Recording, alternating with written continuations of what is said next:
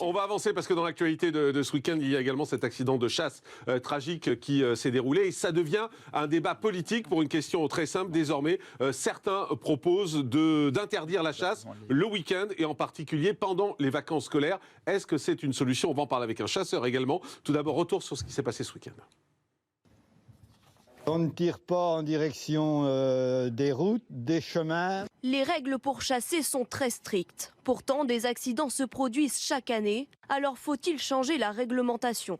Est-ce qu'il ne faudrait pas vraiment mettre des limites, protéger les zones de chasse? Je ne vais pas me promener en forêt quand il y a les chasseurs, clairement. Protéger les randonneurs en interdisant le port d'armes aux mineurs, c'est ce que réclament certaines associations anti-chasse. Voir que des gens armés d'une arme létale, pour l'homme également, puissent se promener dans la nature, des mineurs, c'est invraisemblable. Ça montre qu'il y a véritablement un grand problème d'encadrement de la chasse en France. De leur côté, les chasseurs disent respecter toutes les mesures de sécurité. Il y a 3 fois plus de morts dans les rues avec des trottinettes. Donc il faut arrêter. Le problème, il est que nous utilisons des armes, nous en avons conscience. Dans la plupart des cas, je vous rappelle que les accidents concernent des chasseurs entre eux. Certains élus, comme Yannick Jadot, proposent d'interdire la chasse le mercredi, le dimanche et pendant les vacances scolaires. Une pétition avait notamment recueilli plus de 120 000 signatures à l'automne dernier. Alors pour en parler, on est en direct avec Philippe Feuillot qui est chasseur et également youtubeur. Bonjour Philippe, merci d'être en direct avec nous. La question qui se pose aujourd'hui, c'est la sécurité des gens qui ne sont pas chasseurs, vous l'avez compris. Est-ce que cette idée d'interdire la chasse le mercredi, le dimanche, voire le week-end et les jours fériés, c'est quelque chose que vous, chasseurs, vous pouvez entendre ? Juste avant, bonjour à tout le monde, et puis juste avant de démarrer, Monsieur Morandini, je reviens évidemment sur cet accident dramatique, et puis bien entendu on présente au nom de tout l'ensemble de la chasse, du monde de la chasse, les condoléances à la famille, c'est quand même important, et c'est quelque chose de bouleversant pour nous tous dans le milieu, et évidemment c'est quelque chose qu'on a déjà largement pris en compte dans l'évolution de la chasse et de la sécurité à la chasse.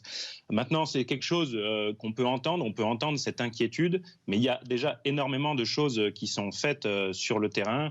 L'interdiction de la chasse se fait déjà dans certains endroits en local, certaines fois à l'initiative des chasseurs. Vous avez quand même une partie des forêts qui sont domaniales et qui sont d'ores et déjà, pour la plupart des cas, interdites le dimanche ou en zone périurbaine, etc. Donc il y a déjà beaucoup de choses qui sont faites en local sur ces modérations, on va dire, de la fréquentation de la nature. On est quand même dans des contextes de fréquentation de plus en plus importante de la nature, et du coup il y a énormément de choses donc, qui sont faites au quotidien pour aller dans ce sens-là. Moi, depuis ce matin, j'entends beaucoup de gens qui sont choqués de voir que le chasseur qui aurait tiré serait en fait une fille. C'est pas ça qui est choquant, c'est qu'elle aurait 17 ans, donc elle serait mineure. Est-ce que vous comprenez qu'on puisse être choqué de voir qu'on confie à quelqu'un qui est mineur une arme à feu et la liberté de tirer comme ça? Les médias ont souvent l'habitude de comparer avec les autres pays. Au Canada, il me semble que c'est 14 ans. Chez nous, c'est 16 ans. Il y a la chasse accompagnée au même titre que la conduite accompagnée. Et là, c'est vraiment un procès d'intention. C'est la première fois dans l'histoire et dans toutes les statistiques d'accidentologie à la chasse qu'on a affaire à un profil d'un auteur d'un accident mortel qui serait mineur. Encore une fois, c'est la première fois que ça arrive. Si jamais c'était une personne âgée qui avait 70 ans, on nous dirait est-ce que c'est normal de confier à 70, 80 ou 90 ans une arme effectivement, un chasseur. On vous poserait la même question, effectivement, oui, tout à fait. Elle est logique, la question, en même temps. Du coup, tous les profils existent dans la chasse. Elle est légale à partir de 16 ans, donc en totale autonomie. Et on peut, encore une fois, comme je vous le dis, la première année, c'est possible de le faire sous forme de chasse accompagnée. Les exigences du permis de chasser aujourd'hui sont vraiment largement augmentées et contribuent à la diminution des accidents liés à la chasse, puisqu'ils ont quand même diminué de 71% en 20 ans. Mais donc, à partir de ça, juste pour bien comprendre, juste Philippe. Sur les jeunes justement, chasseurs, non, mais c'est là-dessus. Ce sont ceux qui sont les mieux formés et qui sortent forcément de toutes ces formations qui l'ont fait vraiment récemment. Oui, Philippe, pour bien comprendre, parce que moi je ne suis pas un pro de la chasse, mais donc vous me dites qu'à partir de 16 ans, on peut avoir des ados armés qui se promènent dans les forêts, c'est ça? Avec des armes létales? Bah, c'est ça, c'est ça la loi. Forcément, c'est des armes létales puisque c'est fait pour tuer du gibier. Hein. Donc oui, c'est tout à fait légal. Ils suivent quand même des formations poussées, malgré ce qu'on entend. C'est le taux de réussite flirte autour de 60-70% au permis de chasser parce qu'il est extrêmement exigeant en termes de sécurité. C'est la priorité. Il y a aussi de la théorie évidemment, des connaissances qui sont exigées, mais sur les manipulations des armes, etc. C'est quelque chose d'extrêmement important et très très exigeant. Alors, reste en ligne avec nous. Aurélien Taché, interdire peut-être la chasse le week-end, les mercredis, les jours de vacances, et puis question annexe sur ces mineurs qui se promènent en forêt avec des armes. Oui, alors en tout cas, c'est clair que là, on ne peut pas continuer comme ça. Monsieur, d'ailleurs, l'a dit, il tient un discours qui est tout à fait responsable. Hein. Moi, je ne suis pas anti-chasse pour être anti-chasse. J'ai dit tout à l'heure que je venais d'un milieu rural populaire. Moi, mes oncles chassaient, mon grand-père chassait, enfin bref, peu importe. J'ai rien contre les chasseurs. Non, moi-même, je n'ai jamais chassé.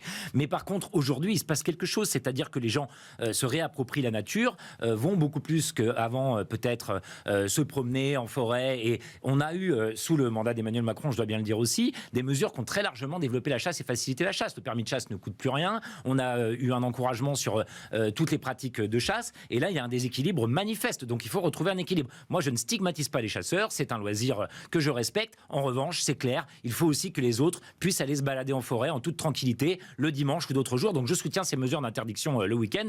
Et c'est vrai qu'on peut se poser la question à un moment où on n'a toujours pas reconnu aux jeunes de 16 ans la possibilité de voter, de conduire, de les laisser se balader avec des armes à feu seuls en forêt. C'est peut-être aussi une question qu'on doit se poser. Oui. Philippe Folliot, vous voulez répondre ? Oui, tout à fait, puisque, encore une fois, sur le partage de la nature, moi je cautionne tout à fait ça. Il doit avoir, vu qu'il y a une fréquentation plus importante des forêts, etc., de la nature en général, il faut une meilleure communication, ça c'est sûr. Mais encore une fois, nous, en termes de panneautage, de gilets fluo, tout ce qui est fait en termes de sécurité, on a énormément progressé. Et je veux bien qu'avec la médiatisation systématique des accidents de chasse, alors évidemment, à chaque fois on en parle, c'est super délicat parce que évidemment on a des moments de deuil et de forte émotion, et qui nous empêchent d'analyser avec pragmatisme les réelles statistiques. Et aujourd'hui, enfin voilà, j'aime pas comparer, mais dans les statistiques d'utilisation de la nature et des autres sports, on est quand même très en deçà, tout en utilisant des armes létales, comme vous l'avez souligné. On est, voilà, c'est toujours un mort de trop évidemment, mais on est ces dernières saisons entre 7 et 10 accidents mortels. Alors évidemment, tout le monde va me dire, on ne peut pas dire que c'est rien, c'est pas rien du tout. Mais comparé encore une fois à la route où c'est 3 000 par an, les accidents médicamenteux 10 000 par an, les accidents domestiques 20 000 par an, le tabagisme 75 000, quelle priorité on a envie de mettre, quelle priorité a envie de mettre l'État là-dessus, sachant qu'en plus on est les premiers à travailler très fortement là-dessus. On a quand même mis en place nous-mêmes, à la demande du monde de la chasse, une nouvelle formation décennale, donc pour tous les chasseurs, puisqu'il y avait quand même une partie des chasseurs en France qui ont eu leur permis sans cet examen aussi exigeant qu'il est fait à l'heure actuelle. C'est comme ça, on a bien évolué sur ces points-là.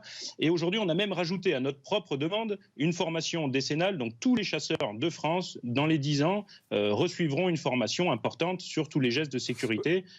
Oui, mais Philippe, juste un mot, parce que vous parlez des morts, et bien évidemment, c'est ce dont on parle le plus en général, mais il y a combien de dizaines de milliers de personnes qui ne vont plus se balader en forêt parce qu'on chasse le week-end? Alors bien sûr, c'est pas visible, parce que c'est pas des morts, mais aussi, il y a plein de gens qui ne vont plus se balader en famille dans la forêt, parce que c'est des périodes de chasse, parce qu'on entend des coups de fusil, parce qu'on se dit, il peut y avoir un accident. Donc, est-ce qu'il ne faudrait pas, au moins les week-ends par exemple, dire stop à la chasse, la forêt, elle est à tout le monde, et si vous avez envie d'aller en famille avec vos enfants se balader.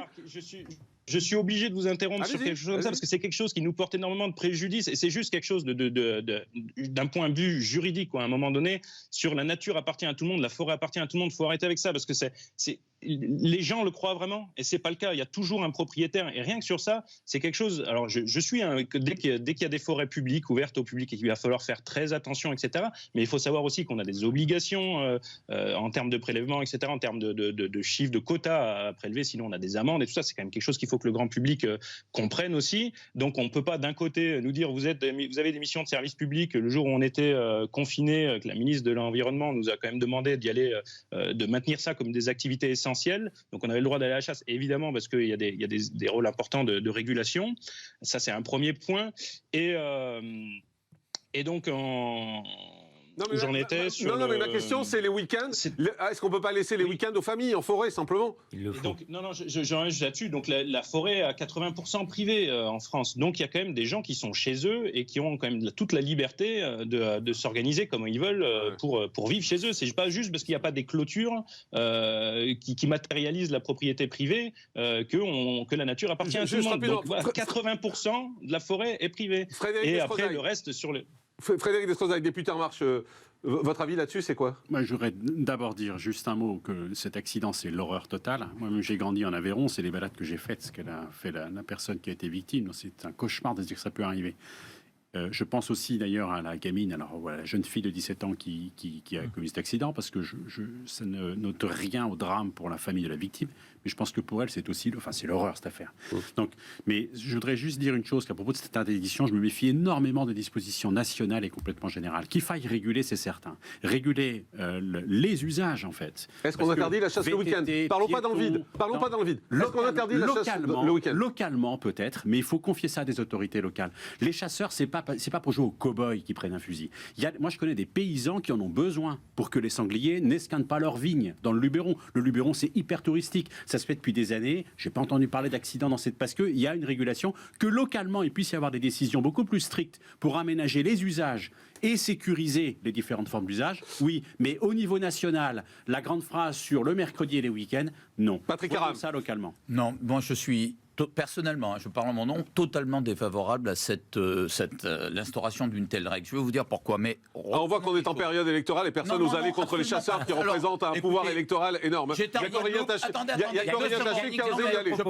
Il y a Corinne Taché qui a osé. Est-ce que je peux expliquer pourquoi? Vous savez, moi-même, j'ai subi en Guadeloupe un tir qui n'est pas passé loin de moi. Donc je peux vous dire que ça vous fait tout drôle de vous retrouver en train de vous dire merde alors. Bon, voilà. Non, pourquoi? Parce que après, quand on réfléchit, il y a un sujet. C'est que la chasse, c'est pas simplement un loisir, c'est aussi un art de vivre, c'est aussi une tradition, c'est aussi une façon de se retrouver entre soi et de vivre autre chose. C'est exactement aussi une mission de service public. C'est la place fondamentale de la chasse dans l'équilibre des campagnes. Il régule les grands gibiers contre les destructions, vous l'avez rappelé, et contre les proliférations de grands gibiers, et ils sont pour ça pénalisés s'ils ne tuent pas assez de cerfs, s'ils ne tuent pas assez de sangliers, etc. Si vous retirez ça le week-end, et voilà pourquoi je ne suis pas favorable, ben ça veut dire que les gens, les chasseurs, ils travaillent en semaine.